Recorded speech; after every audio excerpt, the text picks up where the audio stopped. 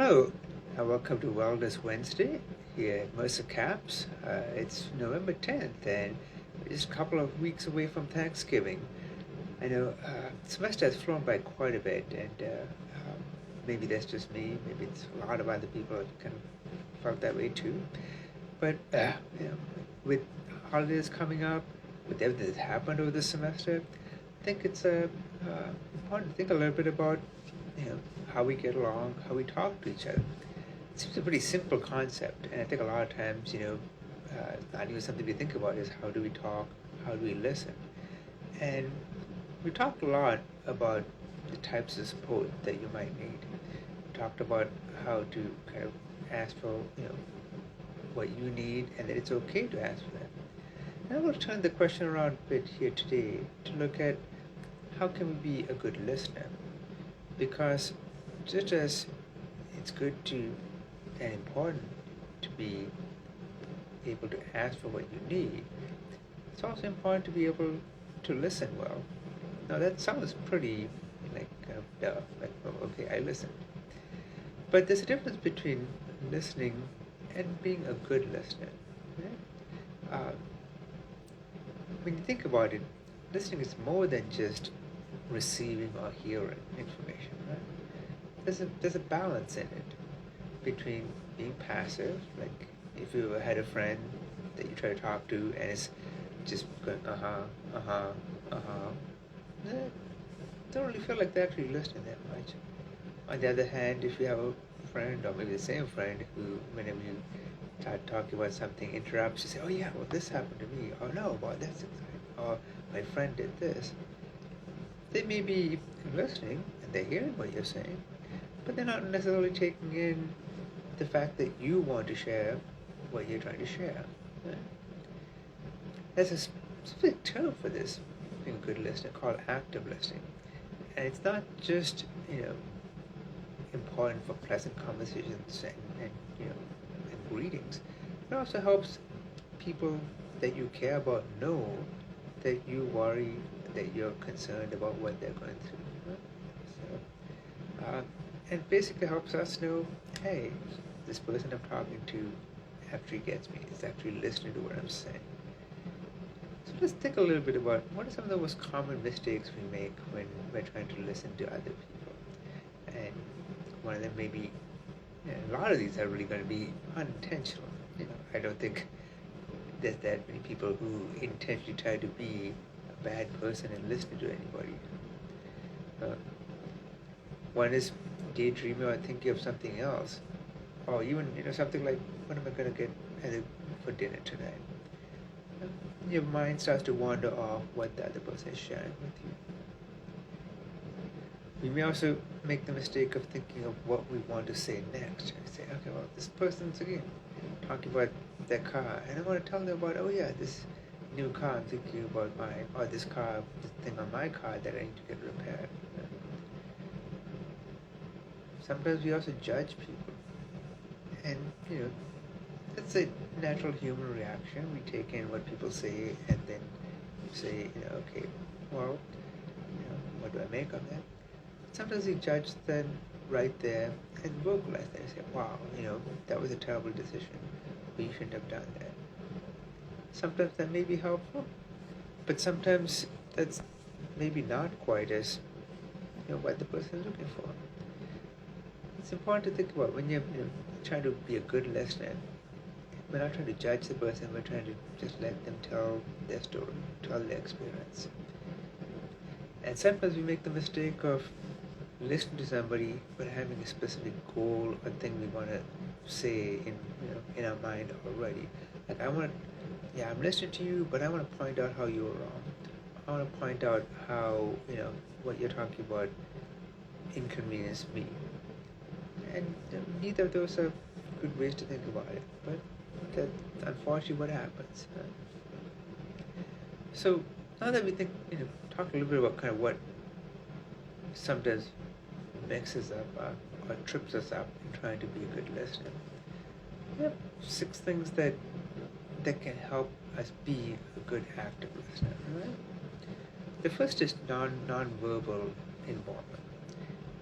look at the person you're talking to, and instead of looking at the people around them, or the dog that's walking by, or the car that drove by. You show your attention by nodding, right? Talk about eye contact. It doesn't mean that you have to stare at the person that's talking the whole time, but generally making sure that that you're following their motion, that you're paying attention to them through your own motion, eye contact, and your own gaze. Number two, pay attention to the speaker, the person that's talking, and not your thoughts. And this is tough sometimes, but pay attention to things like, is their voice changing? Are they slowing down in what they're saying? Are they becoming soft? Are they becoming really rapid? They get excited about what they're talking.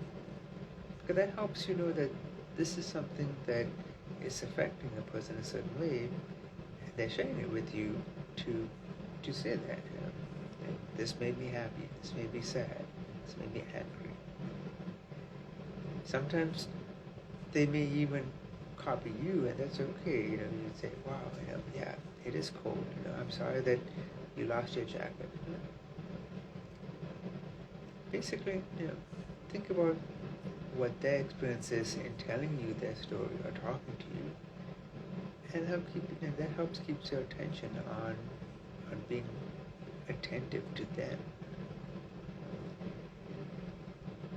I think one way we can kind of go a little bit further with that is trying to even put a little window on their head when you're listening to the person. What's the thought you see that's coming through? A third step that's really important in being a good listener is non-judgment. Like I said, we tend to do that reflexively, but what I mean here is when somebody's talking, there's no need to agree or disagree with what they're saying right then, or you don't even have to evaluate what they're saying. If somebody is saying, "I'm thinking about dropping this course, I don't know if I should," you may feel like you can offer opinion then, and you can, but it's usually best to kind of just say, "Wow, that's a lot that's a pretty big decision, dropping that course," and let them talk a little bit more about it. Because again, remember that you being there and you showing that you're listening, your active presence is more important than having an answer for them. More often than not, when we talk to people, if I'm saying I need to kind of get something off my chest, it's because we just want to have somebody else listen to our experience. The fourth thing that helps with this good listening is also one of the hardest, which is tolerating silence. A lot of us tend to be uncomfortable with silence.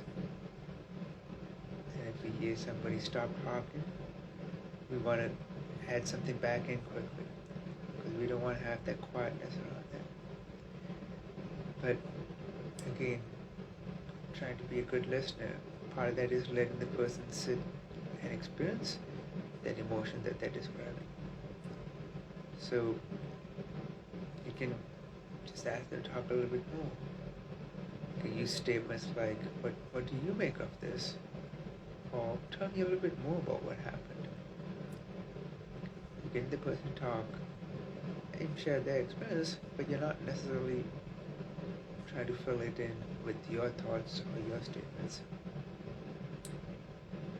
And then if you're kind of still a little uncomfortable with the silence, you can paraphrase. Starting with a sentence like, "So you're saying that," or "Make sure I follow you correctly." Because what you're doing is you're showing that you're trying to understand what they said, what they went through, and you want to make sure that you have it right. So it's like if somebody is really frustrated about a certain type of food, but you don't quite hear that, you think that they're talking about something that happened with one of their pets, they may be a little annoyed. So it's okay to say, "All right, wait, were you talking about the food that you ate, or was it something that one of your pets ate?" A recent study actually showed that while paraphrasing something doesn't actually make people feel understood, it does make people feel closer to the person that they're talking to. So even if there's not necessarily solving a problem, paraphrasing what somebody said helps show that that you value that they shared that with you. And then lastly, ask questions.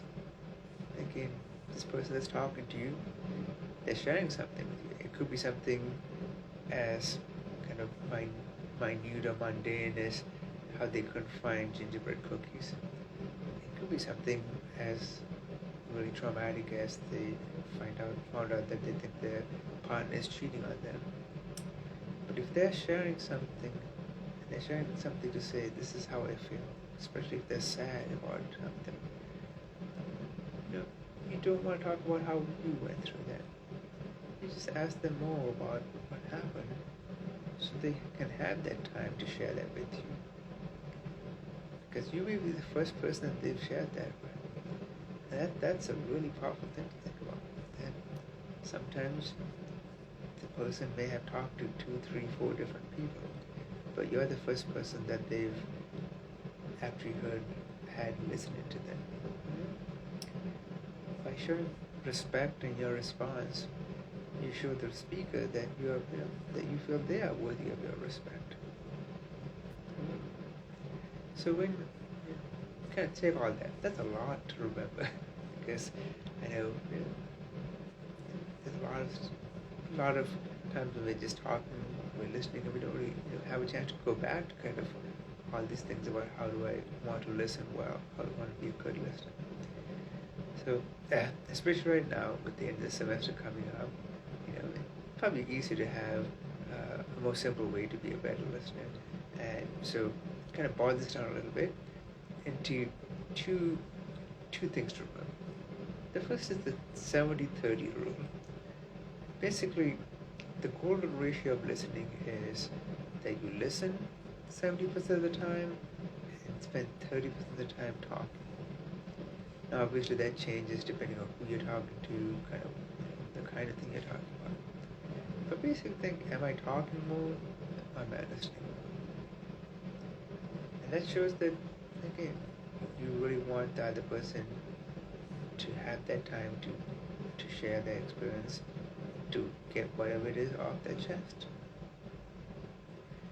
And second is the acronym RASA, R-A-S-A. And that stands for receive, appreciate the message, summarize what the person said, and ask questions. So, say somebody says, hey, I just don't know how I did about this test. They're receiving the fact that they're distressed, they're sad, they're anxious, whatever, about this test. You appreciate that it's something that they're going through, and so you're trying to help them feel that appreciation. And then you summarize, make sure you're worried that you didn't do as well as you hoped, or is it that you didn't do kind of what you thought you were going to do in terms of studying for the test, or that how you do on this test would predict something else down the road. Summarize kind of what it is that they're worried about, or what it is that they're sharing with you. And then lastly, ask questions, because you can say, okay, I'm not quite sure about that, but were you worried about this test more than the past physics test? So to kind of end and kind of tie all this together, I say as we listen more sensitively to people, they start to listen to themselves too, and pay attention to their own thoughts and feelings. So by practicing your listening skills, you're not just helping your friend, your coworker, your classmate, your roommate in that moment, but you're also helping them become more self-aware of what they're going through. And that means that they are going to get better at handling the next thing life throws at them. On top of all that, by being a good listener, you're far more likely to develop and strengthen kind of those connections with those people you're talking to, which helps all of us feel better overall because we feel like we belong. Alright. So again, as you go into this last week before Thanksgiving and Thanksgiving holidays, please keep in mind, it's important to not just be there, but then listen.